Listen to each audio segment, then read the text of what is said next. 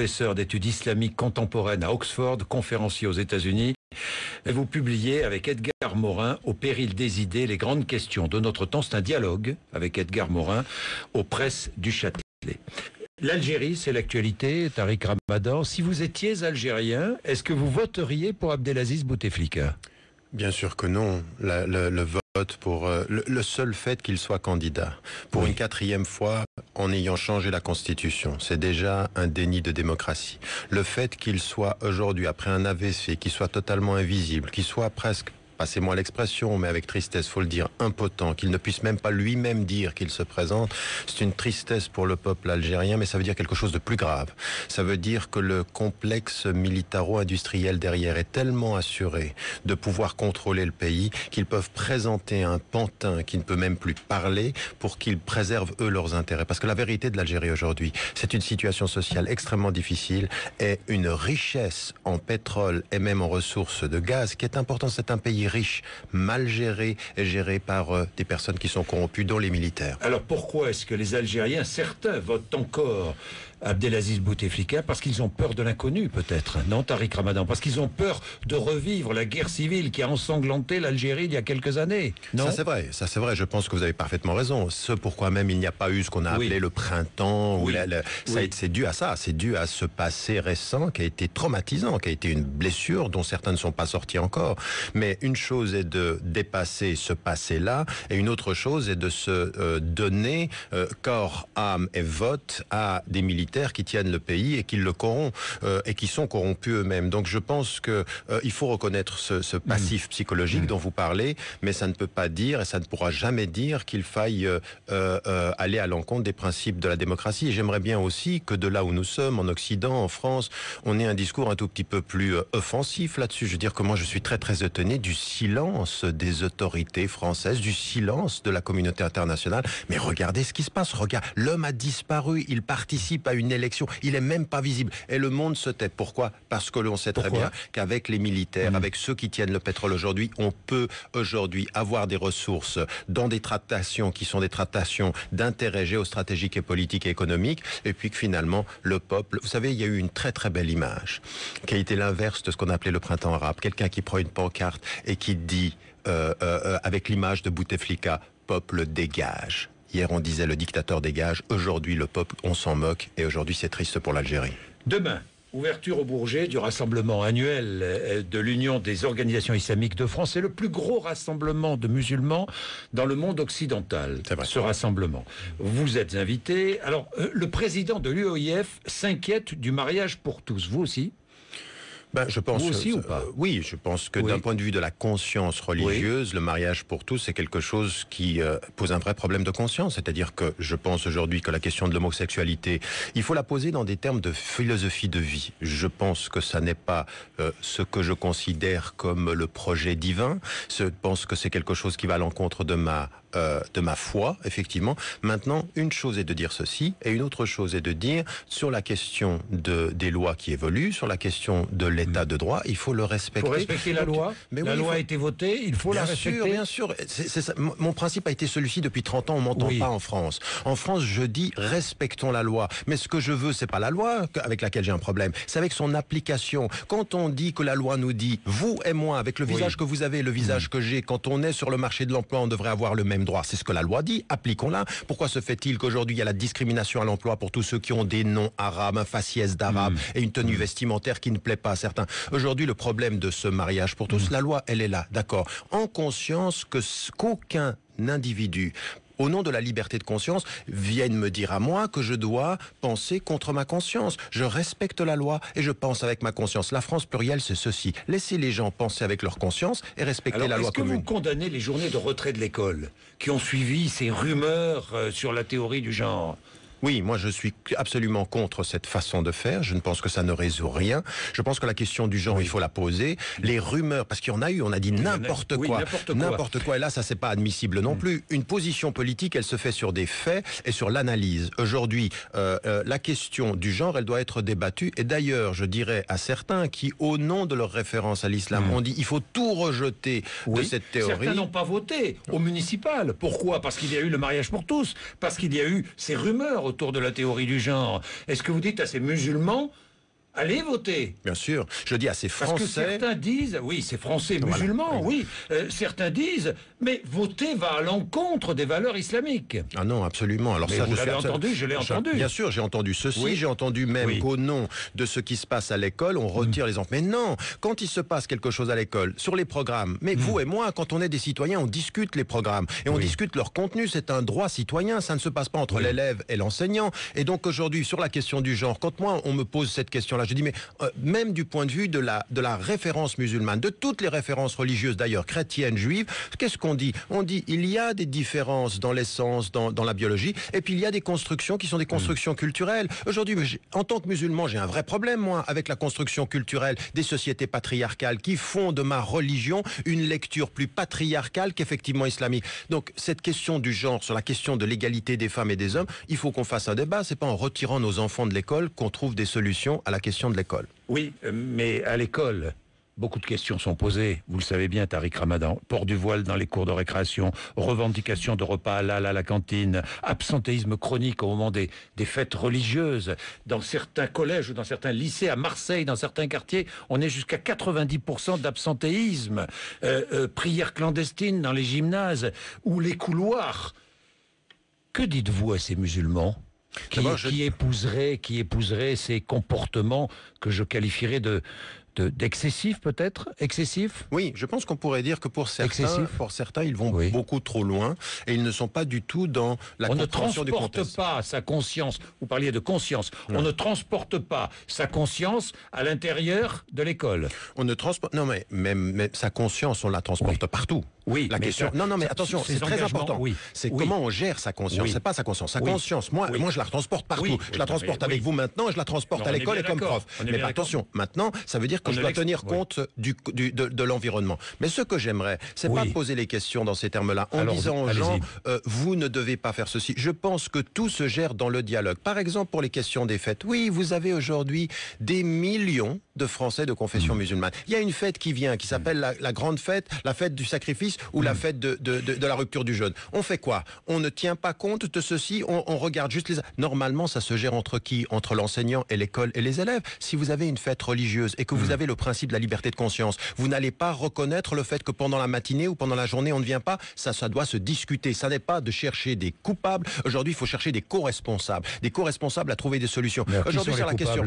Non, justement, les coupables, ce sont ceux en France qui font de la question de la présence de l'islam en France uniquement un sujet de controverse, jamais un sujet de dialogue serein. On ne peut même pas avoir une discussion sereine sur ces questions en France. On devient complètement fou et hystérique, on s'entend plus, on est dans la surdité. Mon problème avec la France, vous savez, quand on m'a dit le double discours du c'est un grand problème de surdité. Moi, je suis un réconciliateur. J'aimerais que dans les écoles, on discute. Je dis aux élèves, vous ne pouvez pas sécher un cours quand on parle de choses qui vous plaisent pas. Sur la question de l'extermination des Juifs, sur la question de la sexualité, vous devez être là. L'islam et votre conscience est un appel à plus de savoir.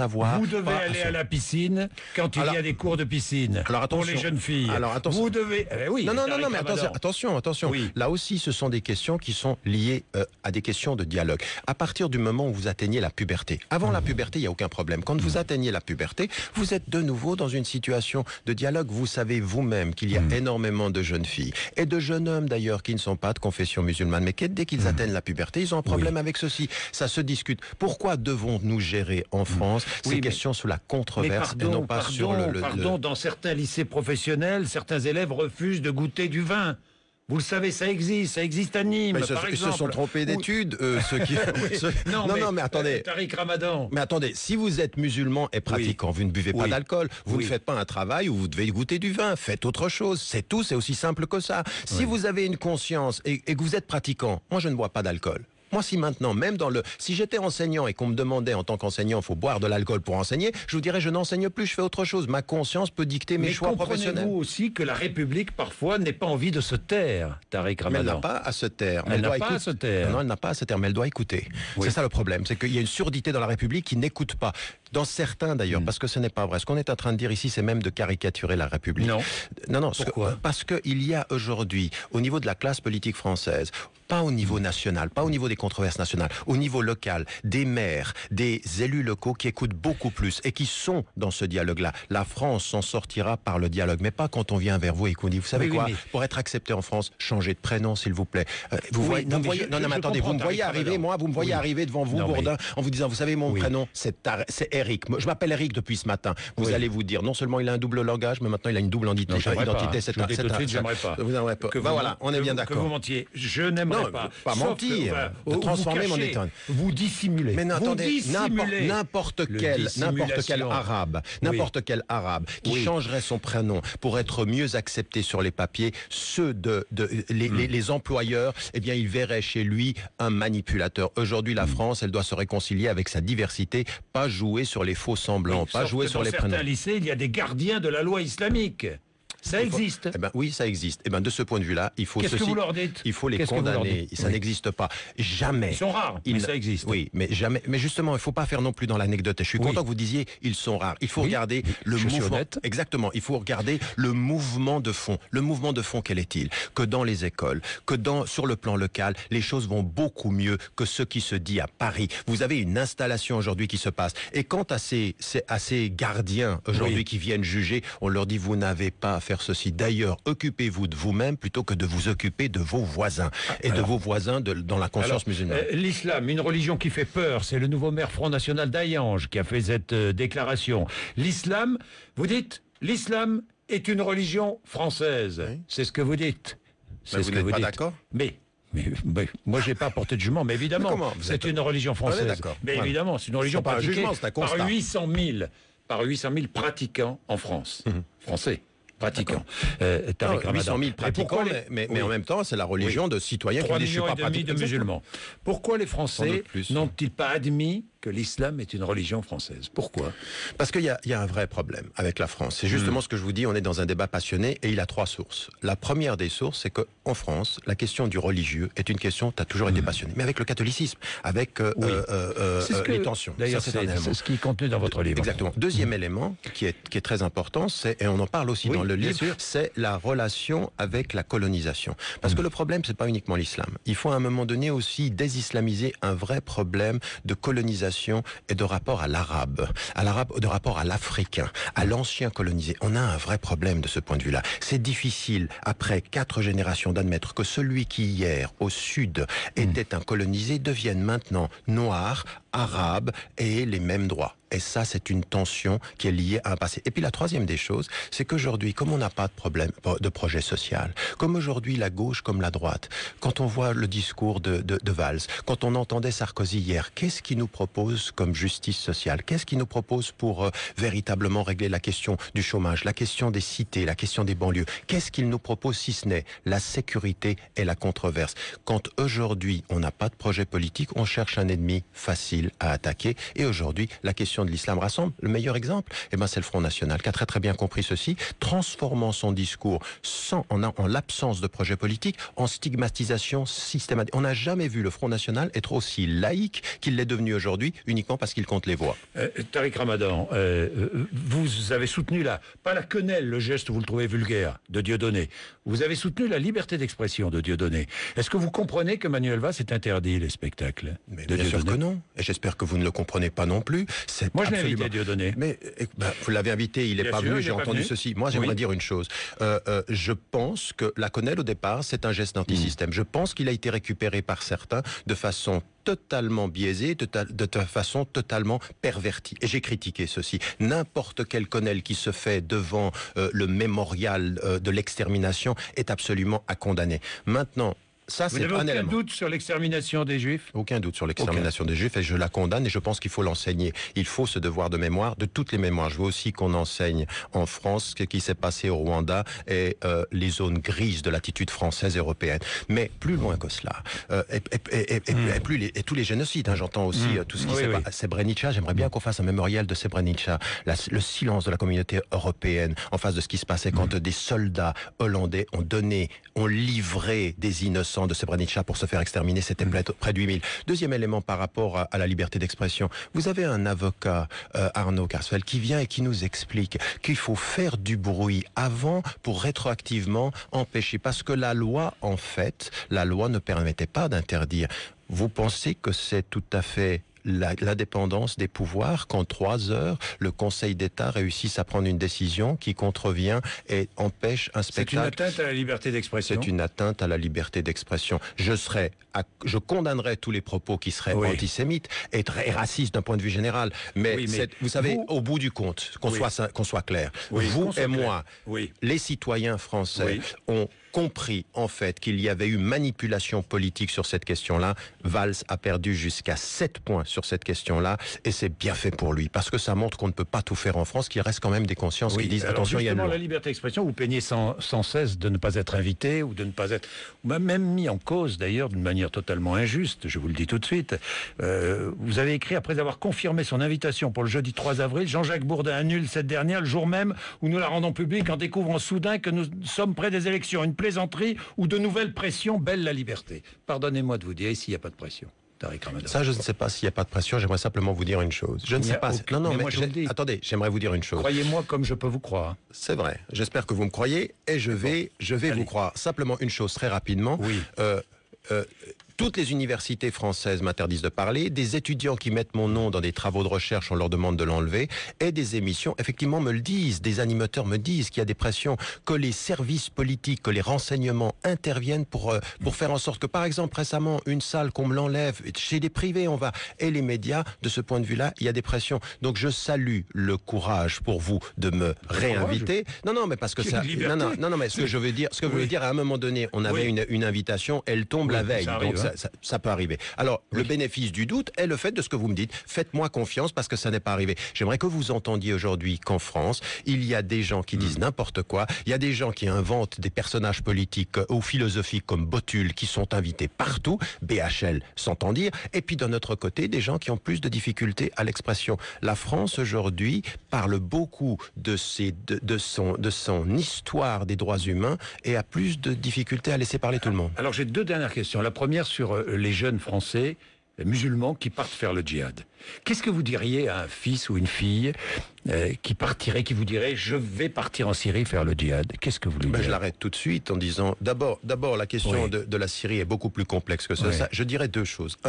Il y a une meilleure compréhension de l'islam à avoir et il y a une meilleure compréhension de la politique à avoir. La question syrienne est extrêmement complexe et d'y aller comme ceci tête baissée, c'est une erreur politique.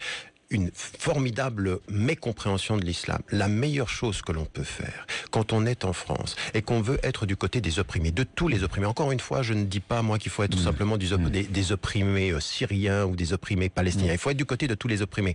La meilleure des choses à faire, c'est de s'éduquer ici, de s'engager politiquement ici et d'avoir une voix ici qui puisse faire entendre depuis ici les injustices. C'est vrai pour l'Algérie, comme on en a parlé tout à l'heure. C'est vrai pour la Syrie, c'est vrai pour la Palestine. Le meilleur moyen d'aider les Palestiniens, c'est pas de partir là-bas, c'est de aussi. Bien sûr. Vous avez vu le dernier rapport de la Fédération internationale des droits de l'homme sur les femmes agressées en permanence en Égypte?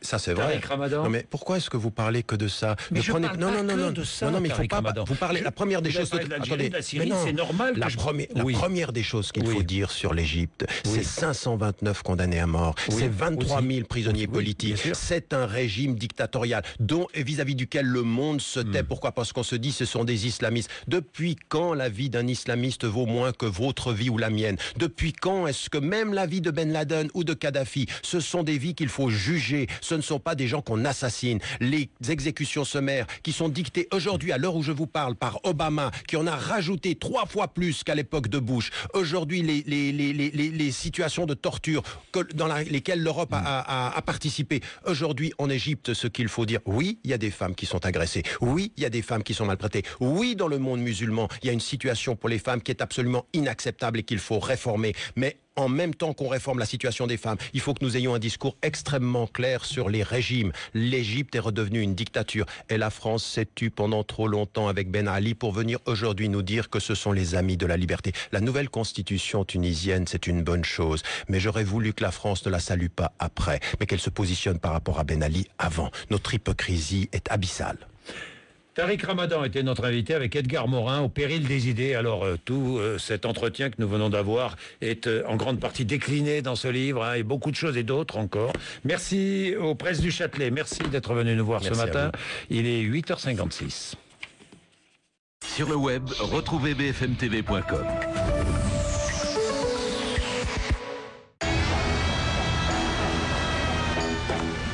Ça va aller?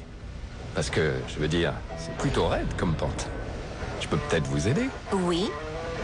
Appuyez sur le bouton, s'il vous plaît. L'Opel Mokka avec système de contrôle en descente, le meilleur de la qualité allemande. C'est une Allemande. Élu 4x4 de l'année 2013 en Allemagne.